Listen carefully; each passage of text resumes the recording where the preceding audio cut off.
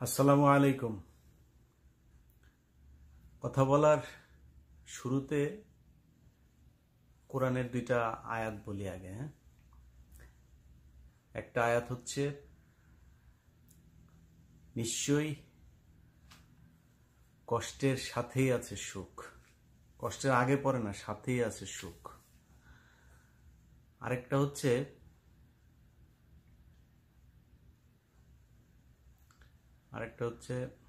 ও একটু হয়তো ভুল হইতে পারে, আল্লাহ মাফ করুক। সেটা হচ্ছে যে, আমি তাদেরকে কিছুক্ষণের জন্য হাসতে দিয়েছি।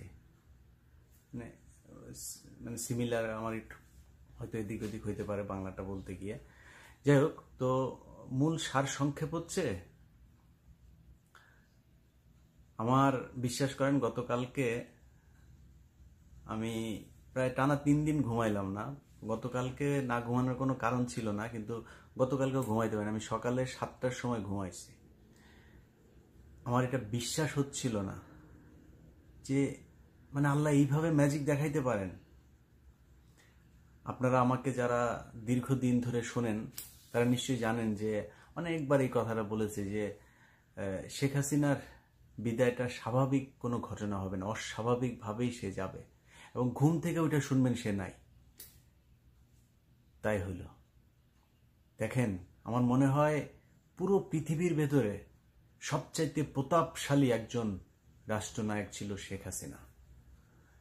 শেখ হাসিনার আশপাশের লোকগুলি দেখেন, এই যে পলক, তারপরে ওই যে আরাফাত, 2 দিন আগেও বলল তাদের নাকি এত গুলি আছে, প্রতি সেকেন্ডে যদি 1000 গুলি চলে, তারপরে 5 বছর তারা নাকি টানা এই গুলি চালাইতে পারবে।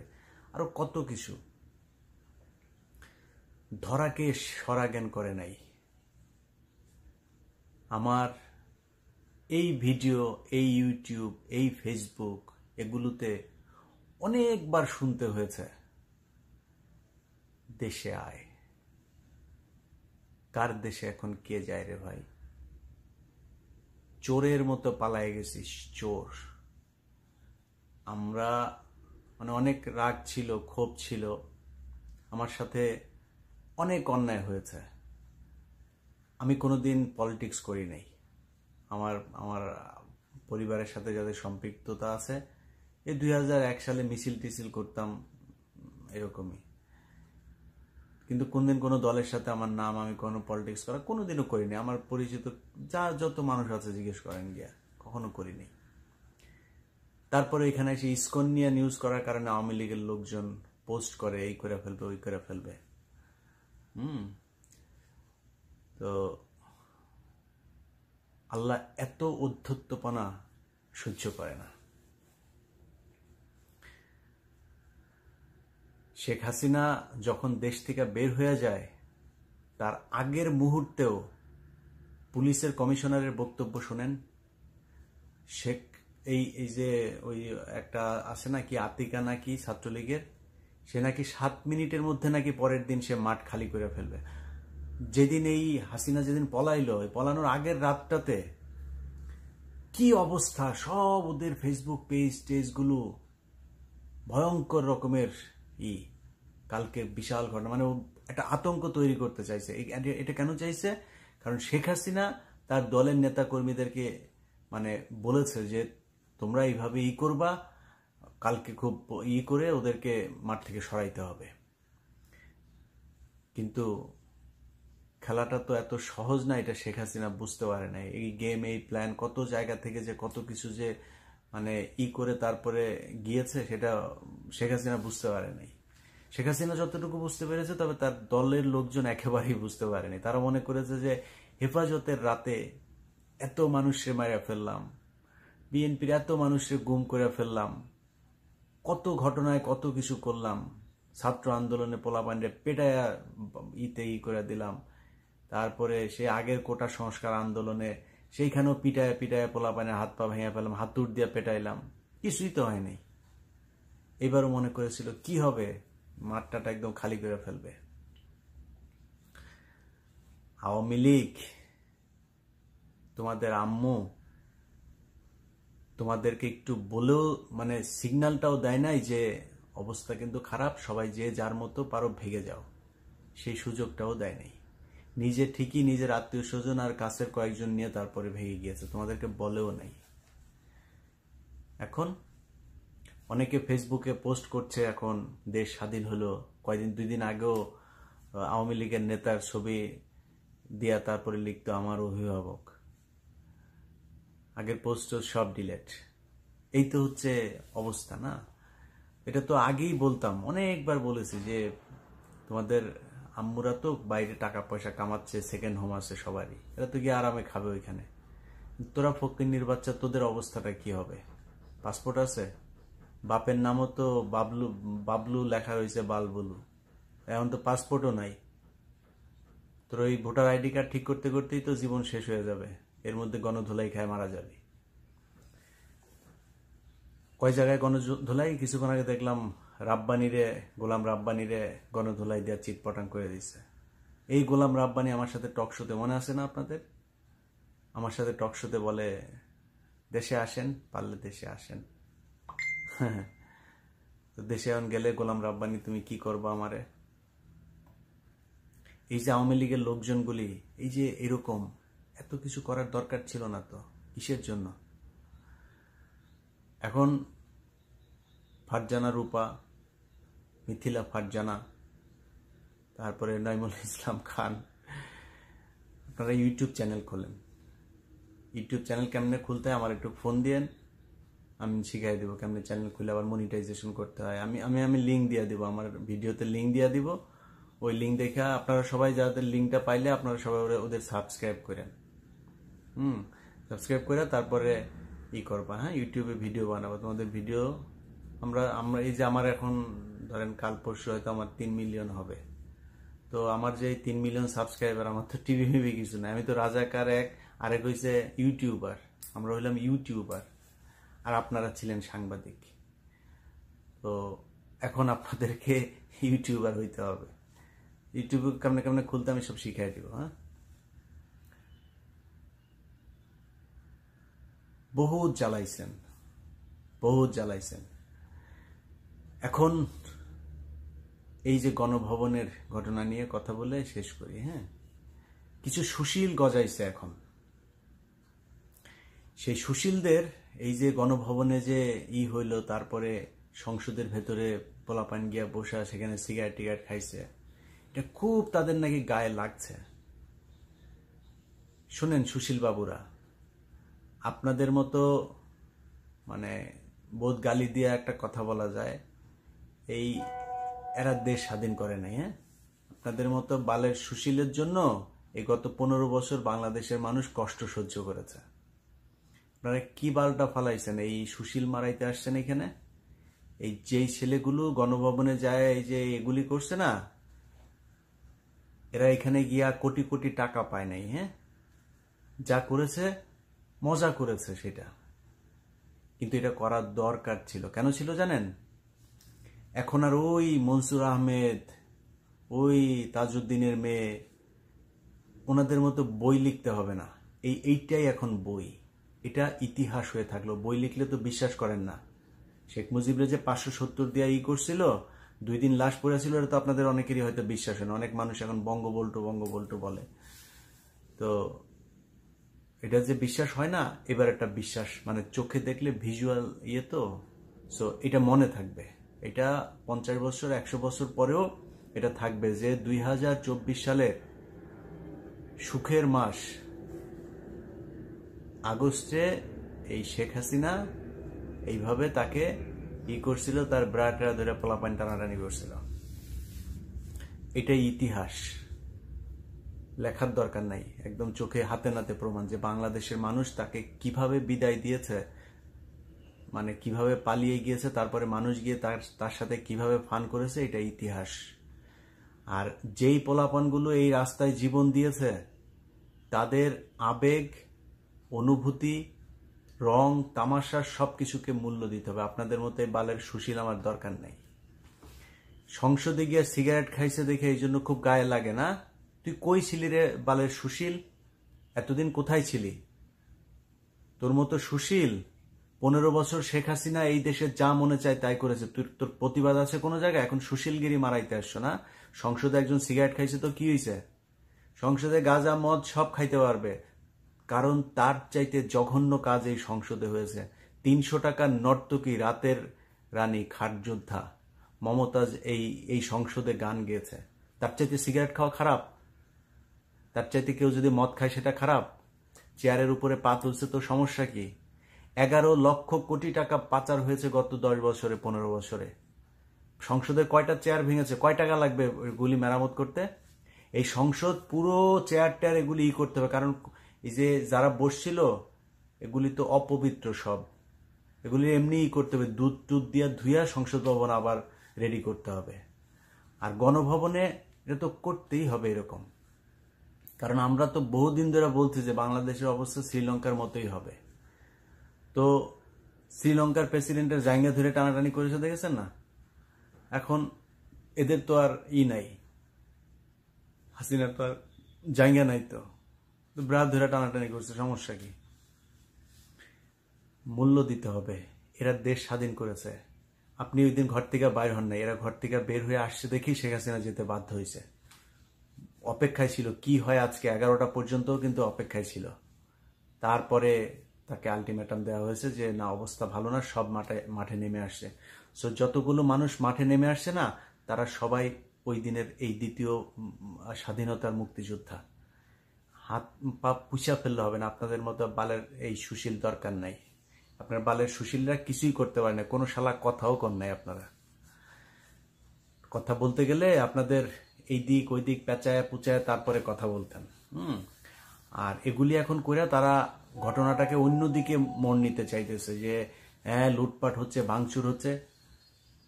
আপনার কোনো ক্ষতি হয়েছে? আপনার তো ক্ষতি হয় নাই। ওই যে ছেলেটা এই ওর ইয়ের ভেতরে যায়, তারপরে সোফার ভেতরে শুয়ে আছে, ওর খাটের ভেতরে শুয়ে আছে, খোঁজ নিয়ে দেখেন গিয়া। ওর ভাই মারা গিয়েছে, না ও ঘরে ঘুমাইতে পারে নাই 15 বছর, এই অবস্থা। নাহলে ঘরে ঘরে এরকম বহু কান্না এই শেখ হাসিনার কারণে হয়েছে। আবরার কই? আবরারের বয়স কত ছিল? আবরারের মার ঘুম হয় এখন? আবু সাইদের বোনের কান্না শুনেন নাই? জামাত ইসলামের নেতাদেরকে খুন করেছে, জানেন না? 10 বছর 15 বছর মানুষকে আটকায় রাখে। চৌধুরী আলমকে খুঁজে পাওয়া যায় নাই। 2 দিন পর পর ছাত্রদল, যুব দলের হাজার হাজার নেতাকর্মী জেলটা ভর্তি। খুব তারা দেখাবেন, আপনি দেখাবেন? আপনার তো কিছু যায় নাই। বিডিআরের এই যে সৈনিকগুলো আজকে কত বছর ধরে জেলে, তাদের কোনো অপরাধ ছিল? তাদেরকে জেলখানায় নিয়ে গিয়েছে। যাই হোক, এসব এই আওয়ামী লীগ করেছে, এটার জবাব তাদেরকে পেতে হবে। কিন্তু আমি অনুরোধ করব যে আওয়ামী লীগের মতো অমানুষ না হওয়াই উচিত, ক্ষমা করে দেন।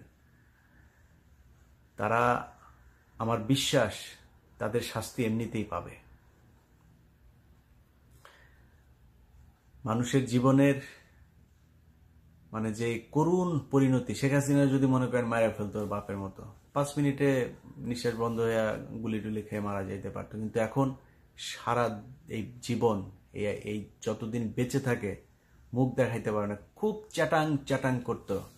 এরা রাস্তায় জন্ম আওয়ামী লীগের, এরা কখনো পালায় না। শেখ হাসিনা 2 দিন আগেও বলে গিয়েছে, তারা কখনো পালায় না। শেখ হাসিনা, শেখ মুজিবের, তোর বাপেও পালাইতো, তুইও পালাইছিস। ও এটা দেখবি, কিন্তু ভিডিও কিন্তু দেখবি তুই আমার এটা। হ্যাঁ, তো তোরে বললাম শেখ হাসিনা, তোরে বলছিলাম না, তুই এই বাংলাদেশের মানুষ তোকে কতটুকু ঘৃণা করে সেটা তুই দেখবি একদিন। আল্লাহর কাছে লাখ লাখ কোটি কোটি শুকরিয়া। আজকের এই দিনটা বলেছিলাম এর আগে এক ভিডিওতে, আল্লাহর কাছে কিচ্ছু চাই না, জীবনের অনেক শখ পূরণ হয়েছে, শুধু একটা শখ বাকি ছিল, আজকের এই দিনটা দেখার। আল্লাহ দেখাইছেন, আল্লাহর কাছে লাখ লাখ কোটি কোটি শুকরিয়া। আর কিছু এই দুনিয়ায় আর কোনো কিছুর অভাব নাই, সবকিছু পূরণ হয়ে গিয়েছে। জেলখানায় হাজার হাজার মানুষ এখনো বন্দী হয়ে আছে, তাদেরকে খুব দ্রুত বের করতে হবে। এই যে বদমাইশের বাচ্চা বিচারকগুলো, ওদেরকে ধইরা 24 ঘন্টা ওদেরকে দিয়ে ডিউটি করে, বাথরুমে আটকায় রাখতে হবে কোর্টে, সারা রাত এগুলি শুনানি করবি, শুনানি করে করে মানুষ সব ছাড়বি খুব দ্রুত। এদের জন্য এই 9 to 5 কোর্ট মোট না, এদের জন্য 24 ঘন্টা খোলা রেখে খুব দ্রুত জেলখানা খালি করতে হবে। একজনের জন্য স্পেশাল অনুরোধ থাকবে সবার কাছে, জসিমউদ্দিন রহমানী। এই ব্যক্তিটার স্ত্রী নাই, ভাই নাই, বোন নাই, মা নাই, বাবা নাই, কোনো কারণ ছাড়া 12টা বছর ধরে এই লোকটাকে জেলখানায় আটকে রাখা হয়েছে জঙ্গি তকমা দিয়ে। কয়দিন আগে একবার ছাড়লো, সাথে সাথে আবার এই মিডিয়া তার পেছনে লাগলো, এই 71 সময় টিভি এগুলো মিলে তাকে আবার ভেতরে ঢুকাইল। অনুরোধ থাকবে প্লিজ আল্লাহর ওয়াস্তে এই লোকটাকে খুব দ্রুত ছেড়ে দিবেন। তার সাথে ছাত্রদল, যুবদল, ছাত্র শিবির, জামায়াতে ইসলাম, বিএনপি যারা যারা ভেতরে আছেন তারা অনেক কষ্ট সহ্য করেছেন এই দেশের এই দ্বিতীয় প্রজন্মের স্বাধীনতার জন্য। অতএব তাদেরকে একটা সেকেন্ডও কষ্ট দেয়া যাবে না। ওখানে খুব দ্রুত তাদেরকে বের করতে হবে। দরকার হইলে বের করে বহুত আইন শেখ হাসিনা এই দেশে ভঙ্গ করেছে, যেমনে পারেন আগে বার করেন, পরে জামিন দিয়েন। ওই ওদেরকে ধরেন, ধরে ধরে এই বিচারক এগুলিরে যে তোরা যে এই দিন ই করছিস, এখন এটা এগুলি 24 ঘন্টা খাটবি, এগুলি তাড়াতাড়ি সব কটারে জামিন দে, এইভাবে জামিন দেন। আওয়ামী লীগের যেসব মানুষজন আপনার এলাকায় আছে যারা কিনা ধরেন কোনো অত্যাচার করে নাই কিন্তু আওয়ামী লীগ করতো, এখন এসে তারপরে মাপটাপ চাচ্ছে, ওদেরকে অবশ্যই তওবা পড়াইতে হবে। ওদের নতুন করে কালেমা পড়াইতে হবে, কালেমা পড়ায়া তারপরে মুসলমান বানাইতে হবে আবার। কারণ এতদিন ওরা আওয়ামী লীগ ছিল, ওদের ধর্ম আলাদা ছিল, ওদের নবী ছিল শেখ মুজিব। সো ওদেরকে আবার তওবা পড়ায়া কালেমা টালেমা পড়ায়া মুসলমান বানাইতে হবে। সো এটা আপনার মানে কনভার্টেড মুসলিম হবে বা রিভার্টেড বলা যায়। তো এদেরকে এটা অবশ্যই করতে হবে।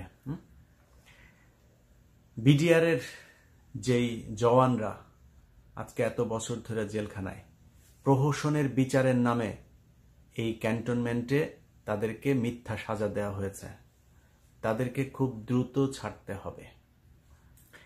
কালামানিক, ওই যে পাগলামানিক কোথায় আছে প্লিজ খুঁজে বার করেন এরে। আমার বিশ্বাস যেহেতু পলক এবং এই হাসান মাহমুদ এই দুইটা যেহেতু আটকা পড়েছে, তার মানে আরো অনেকে আটকা পড়েছে। ওই যে গুলিস্তানের যে টোকাইটা আছে আপনার সম্রাট, এটা কোথায় আছে খুঁজে বার করেন। শামীম ওসমানও থাকতে পারে দেশে, দেখেন খুঁজে পাওয়া যায় কিনা। সো ভালো করে সার্চ করেন, এগুলিরে খুঁজে বার করতে হবে। হ্যাঁ, আর বিমানবন্দরে নিশ্চয়ই মানে পরিস্থিতি জোরদার করা হবে এদের ব্যাপারে, এদেরকে যেখানে পাওয়া যায় সেখানে যেন ব্যবস্থা নেওয়া যায়। তারপরে পুলিশের আইজিপি দেখলাম গোপন জায়গা থেকে দিচ্ছে। কি নির্মম পরিহাস না আওয়ামী লীগ, তাই না? তারেক রহমান নাকি তারে শেখ হাসিনা ধরে নিয়ে তারপরে তাকে বিচারের আওতায় আনবে, এই 1 সপ্তাহ আগেও ধরে নিয়ে তাকে বিচার করা হবে। পলাতক, প্রতিটা গণমাধ্যম তারেক রহমানের নাম বলার আগে পলাতক উচ্চারণ করত। কালকে তারেক রহমানের নিউজ তোদের লিড নিউজ হিসাবে চালাইতে হয়েছে। শেখ হাসিনা এখন তুমি পলাতক, দেশে আসো। আমাদের এতদিন বলতে না দেশে আয়, দেশে এসে তারপরে বল এগুলি। আমি দেশে যাব, কি করবি? কিছু করতে পারবি? আয় বল, কোথায় আসবি, ঠিকানা বল, আমার এই ভিডিওতে ঠিকানা বল, যে কার কোন জায়গায় যায় আমার দেখা করতে হবে, দেখি কি করতে পারিস। নতুন সরকার গঠন হয়েছে, ডক্টর মোহাম্মদ ইউনূস, আপনাকে অভিনন্দন। যারা এই সরকারে থাকবে তাদেরকে অভিনন্দন। বাংলাদেশে যে অর্থনৈতিক ভঙ্গুর দশা, সেখান থেকে নিশ্চয়ই একটা ভালো জায়গায় নিয়ে যাবে বলে আশা করি। এবং যারাই আসবে, যারাই ক্ষমতায়, এই শর্ট টার্ম যে গভর্নমেন্ট সেটা আপনার তৈরি হবে, এরপরে নির্বাচনের পরে যারা ক্ষমতায় আসবেন, আল্লাহর ওয়াস্তে একটু ঠিক করে দেশটা চালায়েন।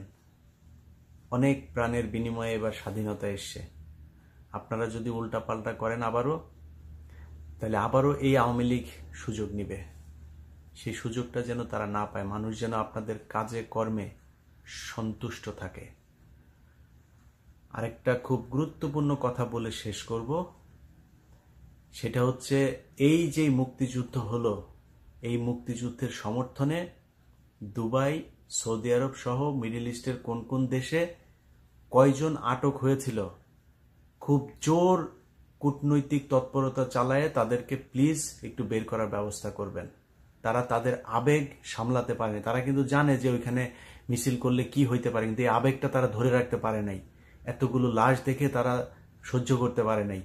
সো এটা আপনাদের দায়িত্ব, প্লিজ যেই সরকারি এখন তৈরি করবেন, আপনাদের কাছে অনুরোধ, আমার এই ভিডিওটা দেখার সাথে সাথে এটার ব্যাপারে একটু ব্যবস্থা নিন।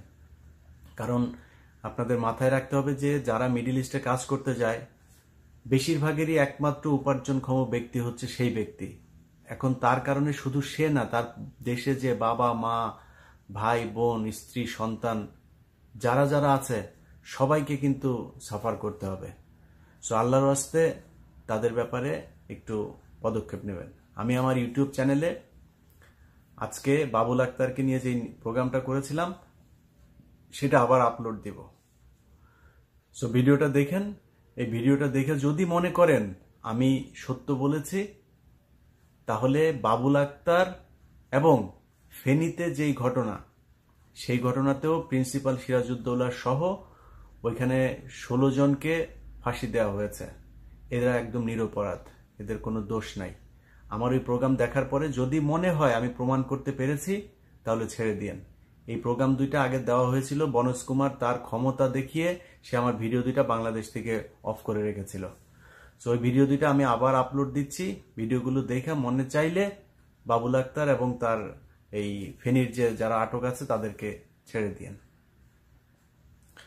সবশেষ যারা পালিয়ে গিয়েছেন তাদেরকে বলতে চাই, যেখানেই আছেন সবাই মিলেমিশে ওইখানে আপনাদের আব্বুর মতো হুক্কা টুক্কা টানেন একসাথে, ওইখানে বসে খেলাধুলা করেন।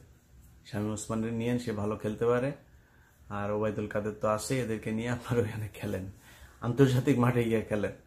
এই মানে ডোমেস্টিক ফিল্ডে খেলা শেষ, এবার ইন্টারন্যাশনাল মাঠে যায় খেলাধুলা করেন, করতে থাকেন।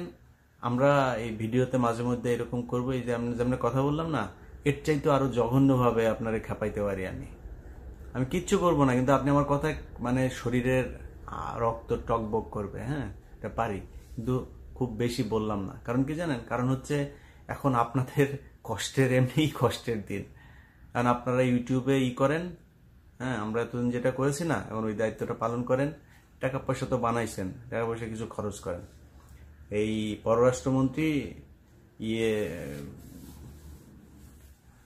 নাম কি, যে আগে যে পররাষ্ট্রমন্ত্রী ছিল, অর্থমন্ত্রীর আবুল মাল আব্দুল মুহিতের ভাই, তো উনি একটা কথা বলেছিলেন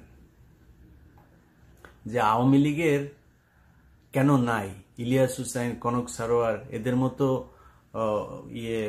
এরা তো নিজের থেকেই এরা করে, এদেরকে তো কেউ পে করে না, নিজের থেকেই তারা এইসব ভিডিও করে। আওয়ামী লীগে কেন এরকম ডেডিকেটেড লোকজন নাই? তো আপনারা তো এখন কাজ টাজ নাই, টাকা পয়সাও কামাইছেন। ফারজানা রূপা, ভালো ভালো প্রেজেন্টার আছে তো, ফারজানা রূপা, মিথিলা ফারজানা, আরেকটা ওই যে হিজড়াটার নাম কি, এই তৃতীয় লিঙ্গের এগুলিরে নিয়ে তারপরে আপনারা ওইখানে এই ভিডিও বানান। হ্যাঁ, তো বানানোগুলি বানায় তারপরে ওগুলি জনগণের দেখান, সাবস্ক্রাইব করতে কোন পোলাপানে আপনাদের দেখতে চাই। আমার খুব শখ, আপনাদের কয়দিন ধরে দেখতেছি না, আপনাদের জন্য দেখি, সেই ব্যবস্থা করে দেন। বাংলাদেশের মানুষ জানতে চায় আপনারা কে কোন অবস্থায় আছেন, দেখা দেন। সবাই ভালো থাকেন। কিছু দাবি দেওয়া আছে, সেটা নিয়েও ভিডিও করব। আজকে এই পর্যন্তই। আল্লাহ হাফেজ, ঈদ মোবারক।